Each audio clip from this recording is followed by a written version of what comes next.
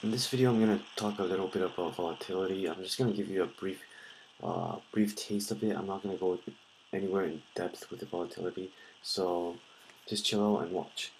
So what I have here is I have four graphs, and I've labeled them already as P1, P2, Y1, Y2, and Y1, Y2. This would be P1, P2, 2. So let's just draw a line through these 2 points, and let's let's have that be our line, and this line would be our AD line. I don't know why, but my computer is lagging really bad, so you just have to bear with me. So okay, this was our first line. Let's call this AD1 for our first graph, and let's have this be our second line, AD. And let's have this be AD2. Now, what's the difference between the two graphs?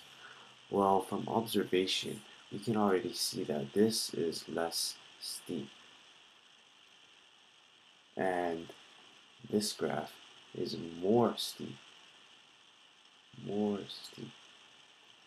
and this graph has a big change in income, big change, and this one has little change, so little change, little change. And yeah, I don't even know what that says, but then it says little, like really bad. But let me tell you that this graph, the less steep graph, I just want you to know that it is more volatile. It's more volatile than this other graph, this second graph. So this graph is less volatile.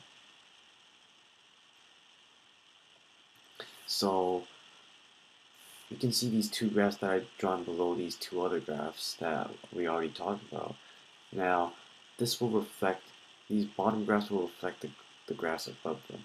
So if we have this less steep aggregate demand line, then what actually happens is that our output and our output across a certain time period would go something like this.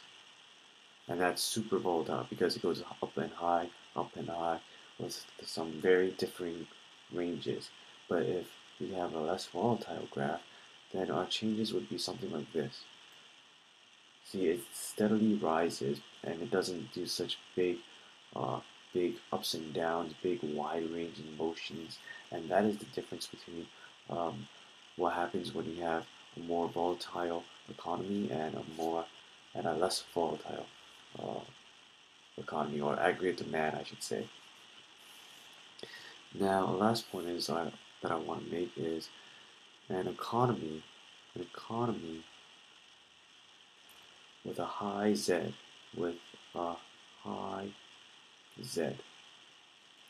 tends to be more volatile, tends to be more volatile. And that is just a point I want you to keep in mind.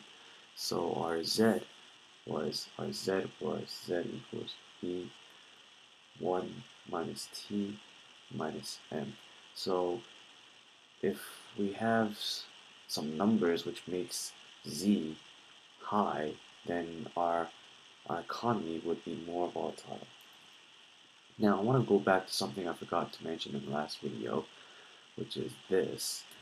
And just a short little note, remember we dropped our price from P1 to P2. Well, when we dropped our price to P1 to P2, our equilibrium spending actually changes from Y1 to Y2. But I'm already sure you already knew that, and our equilibrium spending here, or our intersection points, rises. So our equilibrium spending rises, and our equilibrium spending AE rises, and our equilibrium output also rises. And that's all I want to go through in this video, and I'm glad I kept it short.